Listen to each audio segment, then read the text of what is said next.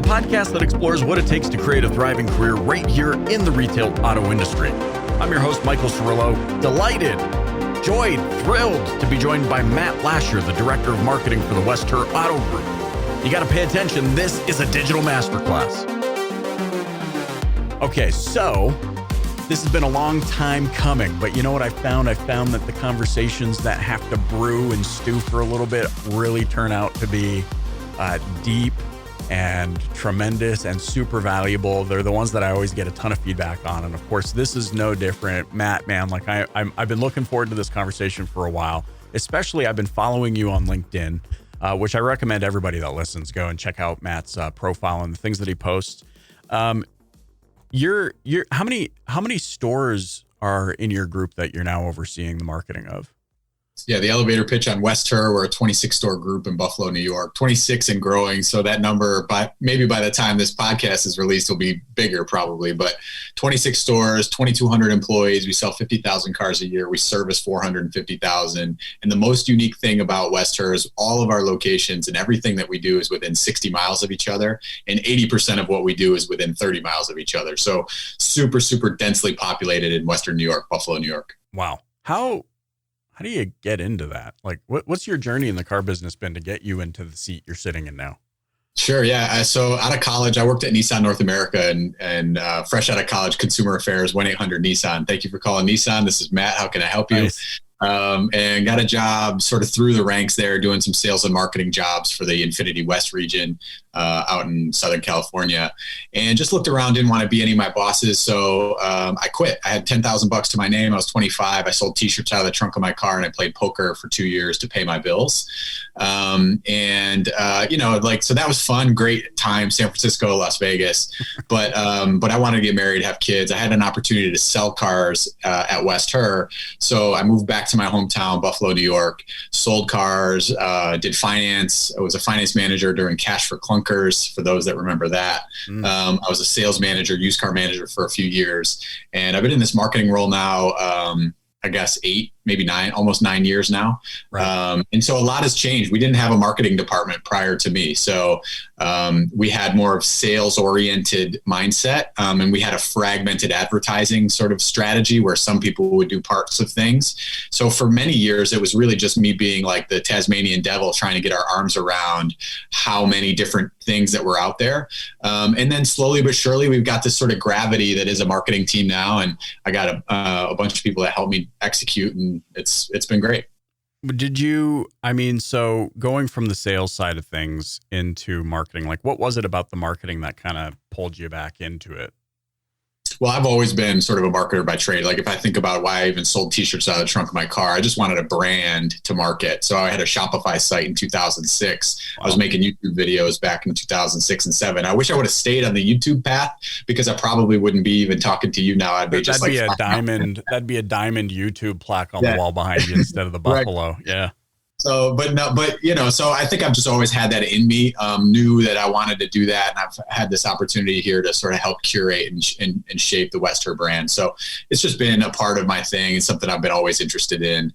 The car business is great for that, right? We get to play with every marketing tool, tactic, technique that's out there. And it's a great privilege to represent not only a company that does it the right way, right? So I think I wouldn't be as successful here if we didn't have like that end execution. I talk mostly about, the human element of our business. And I think marketing needs that. Marketing needs tons of empathy towards the sales side of the organization. And sometimes it can be a combative situation, I think, where one side feels like they're pulling more of the weight, but both sides need to respect each other. And, I'm tremendously grateful for our team on the front lines doing it every day, man, when they're just working hard.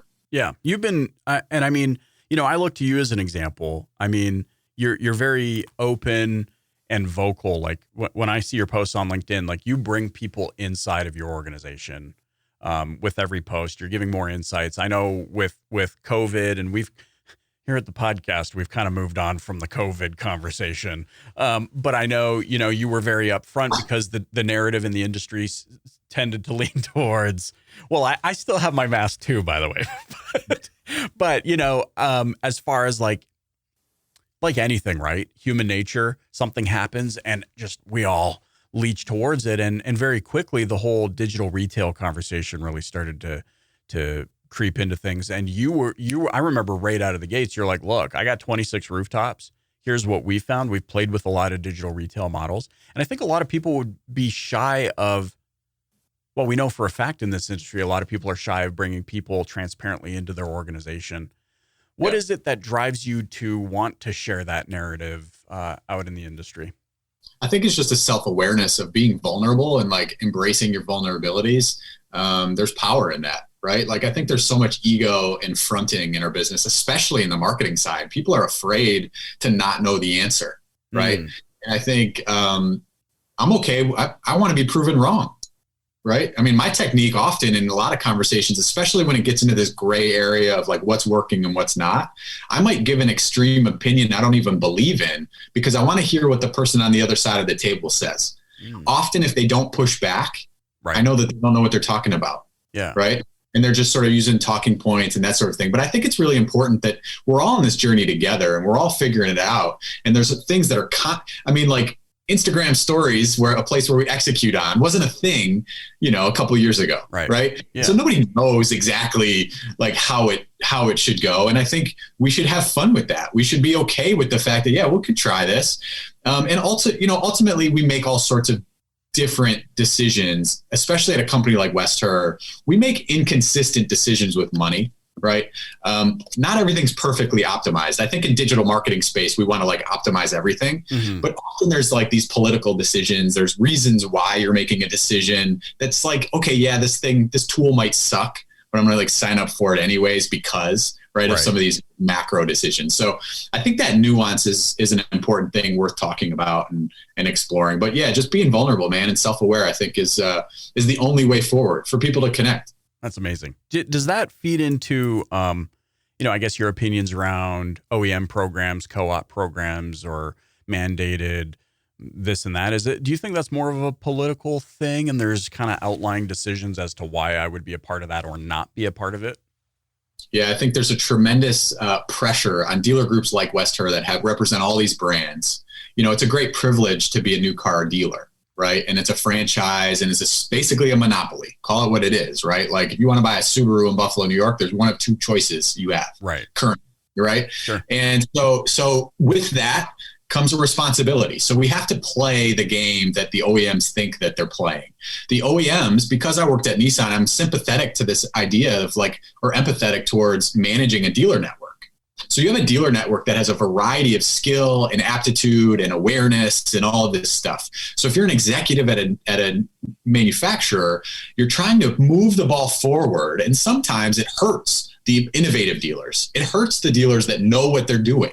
Because now you're going to bring the bottom performers up a little bit, and maybe you bring the top performers down through these like mandates, through these sort of difficult structures to programs. And the co-op programs add a huge distortion to it. My biggest issue with co-op programs is lack of transparency with vendor billing and how certain things and deals are made. The Shift Digitals of the world have added a lot of expense and construct to our digital ecosystem that's often not necessary. I have, 6 or 7 performance manager people that try to call me to like give me feedback on one of my 40 websites. Sure.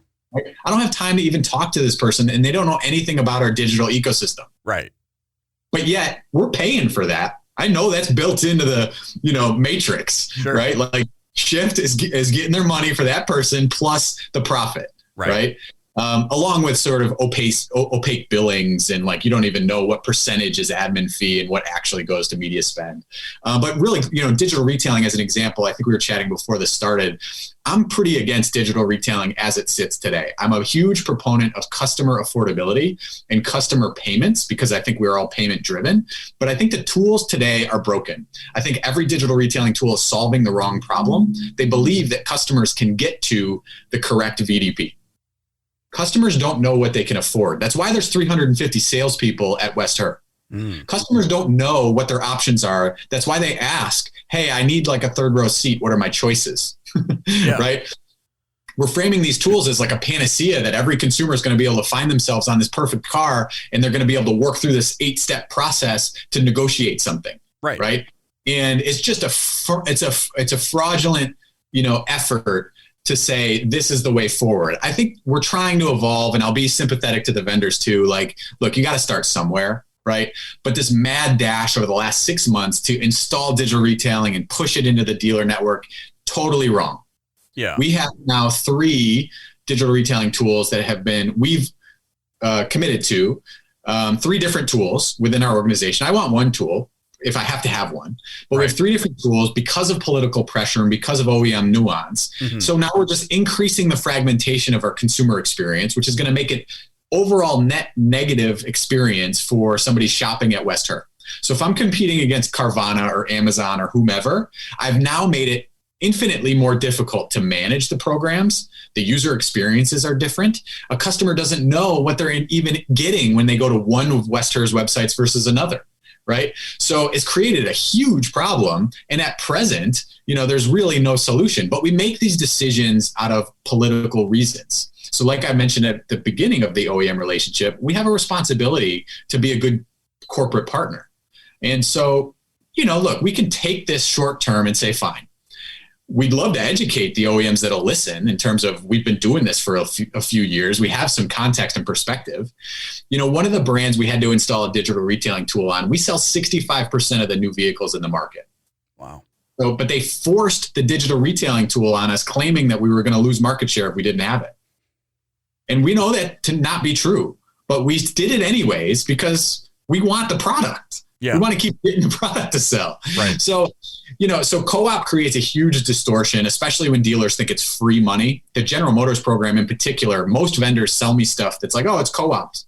Well, what they don't ever understand is that the way the General Motors program works is it's not 100% reimbursed. It's 40 cents on the dollar. So I'm still paying for it with dealer money. It's going into a bucket that I have to use on approved expenses or whatever, sure. But it's not 100%. It's my money to begin with. Right. And they frame it as like, well, it's free, and I think dealers even misunderstand programs at times. So it's a fascinating ecosystem.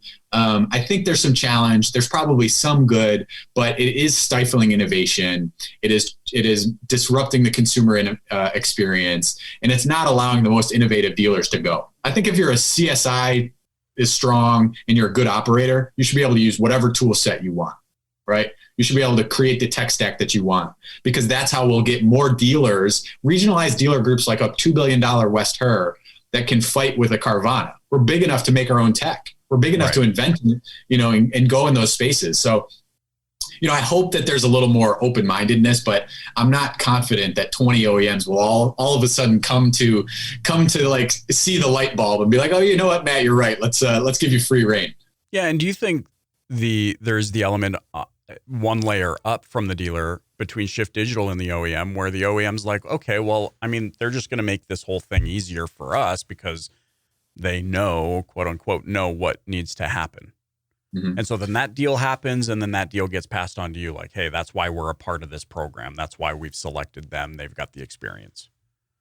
No doubt, Shift and others proclaim that they have all the answers of how this will self-manage this. So the deal is with the executive at the OEM, who probably doesn't have enough experience in this realm, right? There's just not that many OEM marketing executives and that sort of thing that have had retail operation experience. So they're not, because it's a different skill set. To manage an OEM is a different game than managing the dealers, right? Sure. So here I am, CEO or CMO at Nissan. I have a problem. I have 1,000 Nissan dealers that are poorly performing in digital. But I'd say this, I think the mistake is believing that they need to solve the dealer's problem.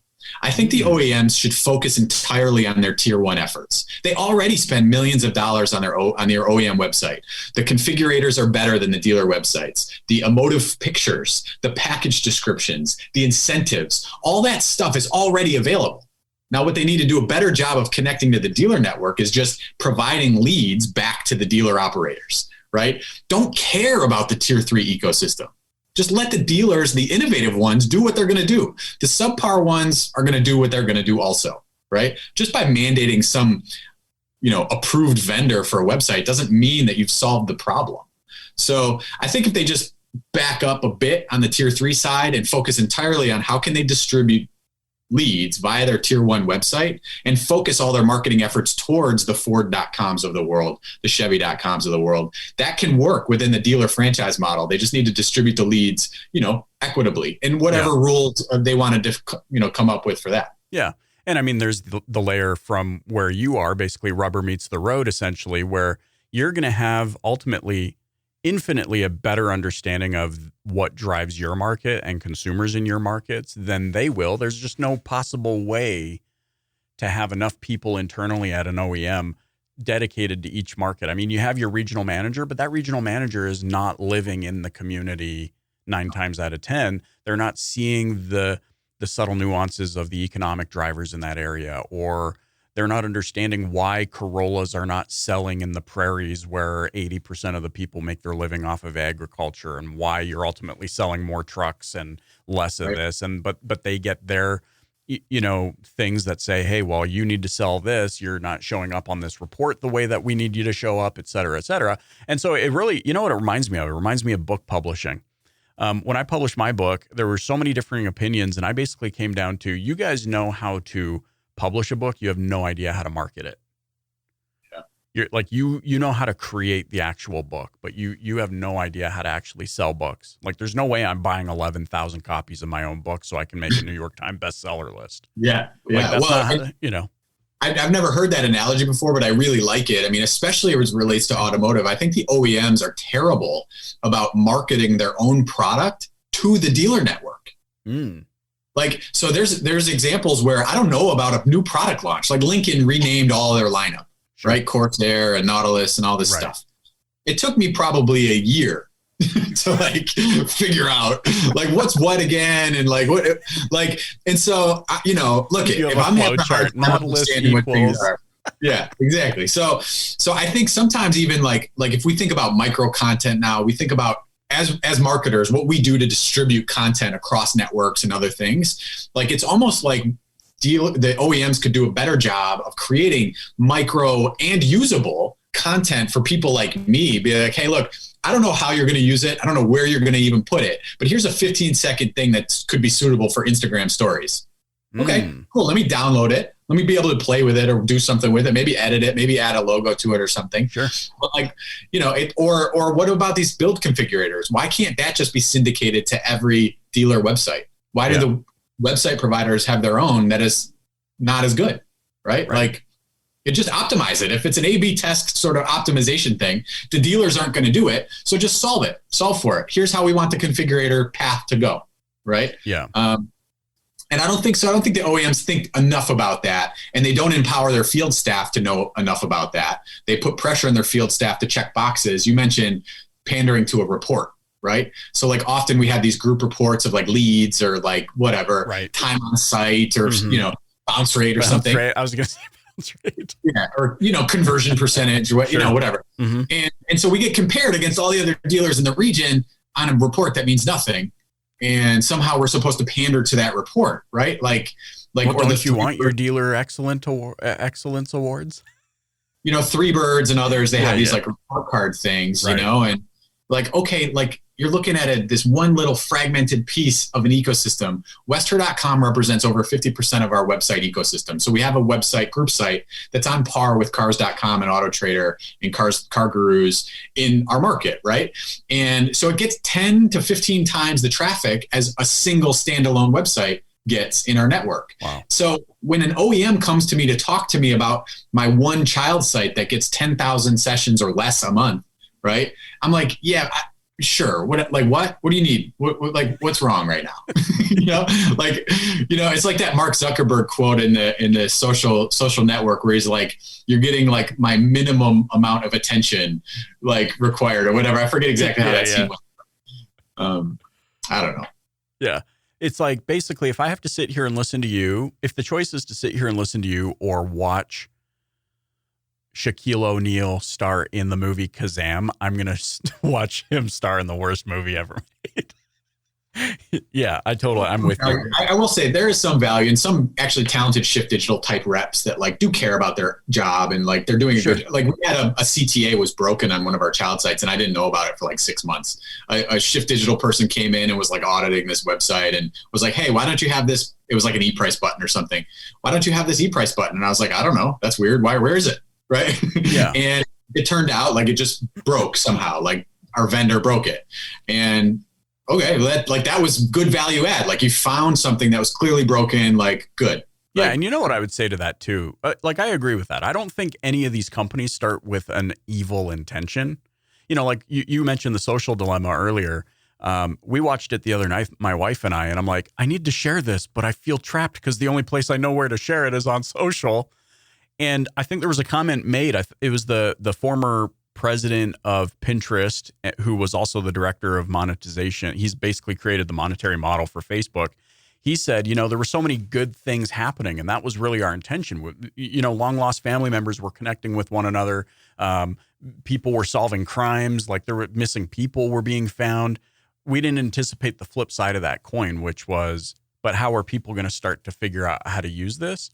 And I think, to the point of this conversation, I don't think anybody sat down, the OEM, Shift Digital, any of these companies sat down and they're like, we're going to do wrong by everything. But I think we, as a whole, we tend to be naive to the flip side of that coin, which is, but what happens when we introduce the monetization model? What happens when we hire people and don't pay attention to our own internal culture? And now we hire somebody that actually doesn't really care and they're just here to pick up a paycheck. They might have the knowledge and expertise, but they don't care about their dealer network. Or like there's so many different factors that feed to the whole narrative of basically where we've arrived today, that the easiest thing I think as a whole for us to see is the fact that everything is just super political and it's greed driven. Like that's kind of how it looks. And then everybody's left off. Like the Ford signed up Auto Alert as like a thing, right? So like the Ford dealers are going to use Auto Alert. We had been using Auto Alert for 5 years prior to that. Right. The Auto Alert deal, which there was a former Ford executive that worked at Auto Alert. So there was a backdoor relationship tie in there. And they pushed it onto the dealer network, basically requiring it because it created an incentive that you couldn't get otherwise unless you had Auto Alert. So our costs went up for Auto Alert, right? We already had an established relationship. We had been using it for years. Right. So our costs for that tool went up. I went straight to the Ford execs. I'm like, what gives? Like, how are you going to make me pay more for something we've already been using? But ultimately, like, that's the game. And so that margin, right, that paid for something. It paid for, the Ford Direct Initiative or, offsetting some of the extra incentive that went into the tool. But there's not always that level of transparency. So I agree. I don't think things started at a nefarious level, but I do think that they grow that way over time because people's business objectives and goals are not in alignment. An OEM's goal is to wholesale as many cars as they can, right? A dealership's goal is to maximize profit within their own ecosystem, taking inventory and selling used cars and service, right? They do not have the same goals, right? So ultimately, they're not mutually aligned. So I think it's interesting when OEMs push technology and process into the dealership because it's not really their process to define. Yeah. Isn't that interesting? And I love what you just said about, well, we've got two different goals here. And I don't think sometimes and that feeds into what you were saying earlier about self-awareness. We don't realize that there actually is a disconnect. And the sooner that we understand that there is a disconnect between their goals and our goals, I think that's a huge bridge that we can cross to start making connections about, okay, well then how do we align, or what can we do to maybe get the best alignment so that things seem much more sequential and much more unified? Sure. I mean, look at like a Cox, for example, right? We'll pick on them for a second. Cox buys dealer.com for $4 billion from DealerTrack or whatever, buys dealer.com. Right. And what's their incentive? Their incentive is to maximize revenue, the reoccurring revenue of the 10 or 15,000 dealer clients that they have within that portfolio. They do not have the incentive to innovate and disrupt themselves. What they want is to get the $4 billion back that they spent, right? Yeah. And then after they start making enough money that they feel comfortable, they're like, maybe we'll dabble in some innovation. Right. And so we as the dealer partners are like sort of left behind holding the bag of these dysfunctional organizations. When CDK buys eLead, well, is CDK going to innovate eLead? No, they're going to roll with eLead, what it is, and the 3,500 dealers that use it, or whatever, 4,000 dealers that use it, and they're just going to milk that cow for as long as until they start getting dealer defections, or maybe there's an upstart that like starts taking share, Sure. and they're like, well, now we got to do something. So these big tech conglomerates are totally not in alignment with a dealership like a West Herr that really wants to innovate and push, and like, I want the best consumer experience possible, whether it's in-store, digital, at home, I don't care. Like, I want it to be seamless. I want us to know who you are, contextualized, right? I want to understand those problems, and I want our team to understand that problem so we can be fast and nimble and, educated and make a great experience. So the tools that we have today, though, will never get us there. And there's no incentive for the vendors that we have today to do it. Yeah. Wow. That's that's the perfect summation I think I've heard in a long time of just the challenge that we face. So my question is, what do we do? Do we just merely have to exist then? What can we be doing then I love that you're using the term ecosystem. I think that's just the perfect explanation of everything that encompasses all the moving pieces. So what can we do inside of our ecosystems for the dealer owner, or the marketing director, or the sales manager who's listening right now?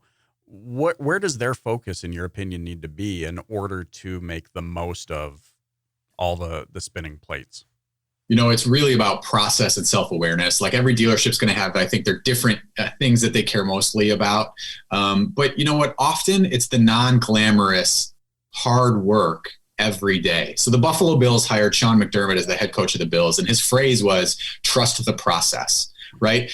Not caring about the result, but caring about what are we doing every day to get better, right? Hiring the right people, recruiting the right players that have fit within the culture, going to practice, giving everything you got every moment of every opportunity, and trying to get incrementally better. And I can tell you at West Herr, like, we live that out of, like, I don't know how Scott did that exactly, but he's a humble guy, but he's created this sense of urgency and almost anxiety or insecurity in all of us as alpha top performers, that there's no satisfaction. I mean, I think we sold, I don't know, 5,500 cars or something last month, but like, we spent like 5 seconds high-fiving each other maybe. Yeah. And then it's like, well, how do we get better? Like, what do we do next? It's like the Chicago Bulls. For sure. Totally. Because you have to. So what I loved about The Last Dance was Michael Jordan's ability to craft a narrative amongst like a rookie in the league or something. He created a construct to be aggressive or competitive against. Right. Yeah. And I see the best operators in automotive doing the same thing. They care about winning every scenario, every situation. We don't want to fall flat ever. So when we make a mistake, we got to do better than even. We got to make it right. We got to exceed customers' expectations, not in a generic CSI way, but like in a legitimate, wow, we actually did something above and beyond. And as we grow, our scale and challenge to that is, how do we do that at scale? Like, Scott Beeler is notorious for driving around every dealership on a Saturday, giving hundreds out of his wallet to customers. Well, that doesn't scale when you're doing the amount of transactions that we're doing. And when we grow to 40 or 50 dealerships, right, how are we going to do that? Sure. But that's what I think technology and systems and caring about marketing and the process, trusting the process will matter. But, even if you're a single point today, go to your CRM. Did you look at your CRM today? Did you look at the 10 people that you talked to yesterday? Right. Did you follow up on the 7 that you didn't sell? Did you call them today? Like, it's not about necessarily getting new customers. It's about doing better with the customers you already have. Sure. And like, it's like a social media recommendation, right? Like, they say, don't worry about how many followers you got. Don't worry. We care about that one comment. If somebody gives you a comment, engage with it. Sure. Like, I don't have 1 million followers. I'm not like some celebrity or whatever. Right. So if somebody's taking the time out of their day to like give me their opinion on something that's related to what I posted about, I want to thank them for that, or engage with it, or recognize it. Same thing in the car business. If somebody walked through your door at the dealership, you got to be so appreciative and thankful. And what can you do to move the ball forward? Maybe you don't sell them a car this time. Sometimes when we don't sell cars and we lose it to a competitor, we send a letter for $1,000 off their next purchase. So cool. Mr. Cirillo, we didn't earn your business this time around. Obviously we're disappointed in that. We want to do better. We want to do what we can to earn your business next time. Here's a letter for $1,000 off. Wow. like yeah. Go. You know what I'm saying? And like, look, we're human. We screw up, and we got to acknowledge that. And, you know, we mentioned vulnerability. That needs to be in our process too. Arrogant managers or arrogant, like egocentric people, that is not going to be the way forward in this world of connection and like experience. So, you know, being self-aware to how your organization runs like that. Like, does the sales manager actually get up and talk to the customer? If they don't, maybe that's something that you focus on. Right? Trust the process, right? Yeah. What can you do to eliminate friction, eliminate pain, eliminate confusion, speed up the process in the dealership? I don't hear a lot of people talking about that, but throughput, I think, is going to be the next chapter for dealerships. And how can we be more efficient with the same number or less number of people in our building and sell the same number or more cars, right? How do we get more done with fewer people, fewer resources? And, you know, it'll be interesting to see how we do that, but I think technology will have to help us partly. Yeah, I totally agree. I think, you know, and that's the point. I think for me, you know, technology, the early innovation of tech in the auto industry made everybody believe. And by the way, this was the narrative that was pushed. It's like, hey, sign up for a insert website provider here, and you're going to get more traffic, leads, and sales. And we had a solid 15 to 18 years of all of them saying, no, our websites are going to help you get more traffic, leads, and sales. And then a new tech startup happens and that they say, no, our tool solves this problem. That's going to help you get more traffic, leads, and sales. We created a total dependency upon the tech rather than using it to offset or maximize or make more scalable the things that truly matter as a foundational point of reference. Like you said, the manager coming and talking to people himself. I mean, gosh, you go to an Applebee's and the manager walks around and says, hey, how are you enjoying your visit with us? Can I get you a water? Right? Can I get you a new water? No, you know, but I'm a manager. I used to be a lot boy and a salesperson, and now I'm a sales. I don't get people coffee. We use a tool that costs $249 for our whole group. It's called Delighted. It's a net promoter score survey.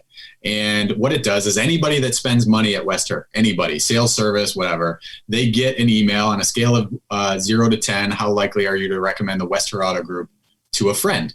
It's intentionally generic. It's not how was your experience at the Subaru store. Sure. Would you recommend the West Herr Auto Group to a friend? About 7% of the time, which is actually really low, but 7% of the time we get a 6 or less. If we get a 6 or less, we have a process where we notify the managers are on it. Like we call the customer, we try to make it, we screwed up. Usually we screwed up. Like the 30-minute oil change took 2.5 hours, or, you know, they said they'd have the car ready for me to test drive when I got there and I still waited for an hour and a half or whatever, like whatever happened. Right. Yeah.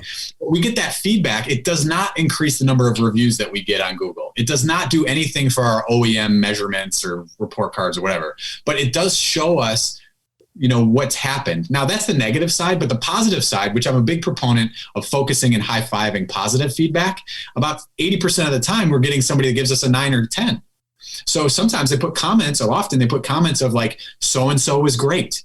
Mm-hmm. Well, that gives us an opportunity as a management team to go talk to that person that actually did the work and say, hey, high five. You did an awesome job with Matt. Like, good job. You know? And, you know, I think managers, we always have the tendency to focus on the negative, and like, maybe that's just human nature, the human condition. I'm not sure. But ultimately, there's a lot to be gained with focusing on the sun and the positive too. Yeah. I think you're right about that. It's like, if I point out the problem, then it gives us an opportunity to work on it. Yep. Not realizing, no, there's actually a lot more that can come from positive reinforcement. And you know, I remember the story. Shoot, I wish I remember the book. Maybe it's How to Win Friends and Influence People. That sounds about right. It's about the test pilot who made a mistake and ended up, you know, crashing the plane, and, you know, whatever it was, $50 million plane, and super expensive. And he was super afraid of seeing the CEO of the company and facing him, and there's the CEO, and he could see him as he parachutes down to the ground, and you can see the CEO standing there, and he's just freaked out. And as he approaches the hangar, the CEO is like, are you okay? Are you safe? Are you good? Yeah. Yes. I bet you learned one thing you're not going to do next time. Like, it was like, you know, he didn't have to razz on him. He didn't have to whatever. To me, that's very positive, like, way of, okay, cool. So we just lost 50 mil or whatever the dollar figure was. But are you okay, first and foremost? And I bet you learned something you're not going to do next time. Yeah. Okay. Well, love that. I love those subtle leadership examples. I mean, there's all sorts of stories where you see those really excellent leaders take advantage of those moments in time and those opportunities. Yeah. And I think, such a huge impact on where things can go. I think sometimes we forget, based on the whole technology conversation, that it is actually the people in this business, the powerful, great, capable, talented, beautiful, amazing people in this industry that are the ones that are going to move it forward, not the dependency upon one tech alone. I look at examples. I brought this up on the podcast before. When we often think about disruption, we think of companies like Airbnb or Uber or whatever. But when you really look at the concepts or the philosophy behind disruptive innovation, it has nothing to do with, some small startup that came up with a new, fresh concept. It has to do with serving the needs of a specific market in a way that a larger incumbent could not do it. Well, in the case of Uber, so it gets misrepresented. We think in order to be disruptive, we have to come up with something that's never existed before. Is that really what Uber did? Ride sharing existed, taxi cabs existed, people paying for it existed, people were already paying for rides. Cars already existed. They didn't invent those. They didn't invent the internet, payment processing, smartphone apps. They just took resources that already existed and marketed it in a new experience for a specific, target market. And now look, 10 years later, which, by the way, they started during the last recession, 10, 12 years later, they're now in a position where they can be handing out billions in relief and, philanthropic type, offerings to a market simply because they assembled things that already exist. And so I love what you're talking about. You're talking about, hey, I've already got a tool set that already exists. How I leverage it, how I leverage people, how I leverage process or have the right process to leverage all of this. That's what actually is going to make the difference. And there's an art to focus decision-making and what things do you care about. So, and we all struggle, even a group like West Herr, we struggle with caring about too many things, right? We have too many initiatives, too many things to focus on. Yeah. And often you don't get the depth or, the push that's required because you're a little bit scattered, right? So you're doing this thing real fast and you're moving on to the other thing. Right. But there's an art and a skill. And that's the most senior leaders of our industry, especially in the retail side, need to set those agendas really intentionally, and just be interested in how can we thrive. Dealership groups are customer service organizations. That's what we are, right? So we need to be all in whatever mechanisms and ways that matter to best serve customers. Otherwise, we're just a commodity throughput that's very easily replaced by Amazon, right? Yeah. Amazon has a better buying experience. So when they start selling Toyota Corollas, and they got 10 Toyota dealerships that they can drop ship from, you better have a customer experience that's worth something, right? Yeah. Now that sort of goes a little too far and discounts our people. But I know I view that as a longer term risk of something that could take certainly the commodity business. I still think that there's an art to this business and understanding people say they want a Corolla, but they leave in a Hummer. Things like that happen all the time. So, people don't really know what they want, which is why there's real estate agents still, right? Sure. These types of things, human beings can guide other human beings. And there's a skill in that I think is often discounted by the tech providers and the OEMs who maybe don't fully understand it because they never sold a car in their life. It's so funny you say real estate agents, because for the longest time I felt like, it was so nice to sell my own home standing next to a real estate agent. Because for the longest time I was like, what are you even doing? Cool, you put an ad on MLS or realtor.com or whatever it is. But at the end of the day, I was there. You told me not to be here, but you had all these showings and no luck. And then I end up selling my own house and I got to pay you the 20 grand or 20. And then I realized though, and this was years after when maybe I had gained a little more self-awareness. I'm like, but it was really worth it having them there when I was like, wait, should I bring this up? Yeah. Or wait, should I show them that? Or is this a big deal? And to have their understanding of the market and their experience to counsel me, that's worth something. It can't be discredited.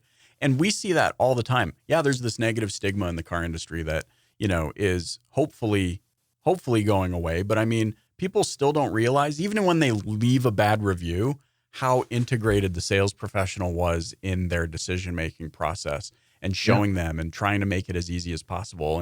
And so I find it interesting where you'll read a negative review and it's like, yeah, it took so long and they did that, but Matt was good. Matt really was able to show us a couple of things that we never saw. But it's like, yeah, do you not realize that helped you make the purchase? Well, consumer demands are really challenging and increasing, and it's hard to fully execute, right? And that's what our challenge is, to continue to improve the experience, make it faster, make it more flexible, give it the Burger King treatment, have it your way or whatever. Sure. And I think we need to continue to strive for that. And looping full circle with all the co-op and OEM and mandates in our industry, I just don't believe that that's going to create the flexibility necessary to move us forward in meaningful ways. Maybe we'll take incremental steps forward, but it's just going to be real challenging. If it's always this fragmented world, it's going to be hard, right? Yeah, right. Love it, man. I do have one more question for you, and it's all about how does an individual overseeing the work of 26 and counting rooftops manage to get unified buy-in? But we're going to save the answer for our exclusive DPB Pro community. I know that's a question that a lot of people have. How do you get buy-in? Well, if you want to hear the answer, definitely go check out our Facebook DPB Pro group. Apply for membership. Hey, this is not your typical group. This is not where you complain about your pay plan and your comp plan. And then this is where we talk about gratitude, positivity, culture, leadership, the things that we've talked about in essence that Matt has given a masterclass on in this episode of the podcast. But if you want to hear his answer about how he manages expectation and gets buy-in across such a massive group, you're going to have to apply and join over in the DPB Pro community on Facebook. Matt, man, seriously, a masterclass. Like, I love this conversation, dude. You are so dialed in. I could listen to you talk about this stuff for hours and hours and hours. And trust me, people that know me know that when I say stuff like that, it's authentic and genuine. If you sucked, I'd probably tell you it sucked. But this was phenomenal, dude. And I'm so glad that we were able to connect. How can those listening connect with you and just follow your narrative and your outlook on the industry? I would say the easiest way to get at me is find me on LinkedIn, Matt Lasher. And I try to be responsive to DMs and other things, but similar to the podcast, I'm not that receptive to cold pitches. So be careful. Be careful there. I might call you out for a lazy pitch. But yeah, just look me up, Matt Lasher. So happy to connect and, appreciate whoever listened and, would love the feedback to the show too. So, if you disagreed with something, I love that too. So amazing. Thanks so much for joining me on the Dealer Playbook podcast. You got it, buddy.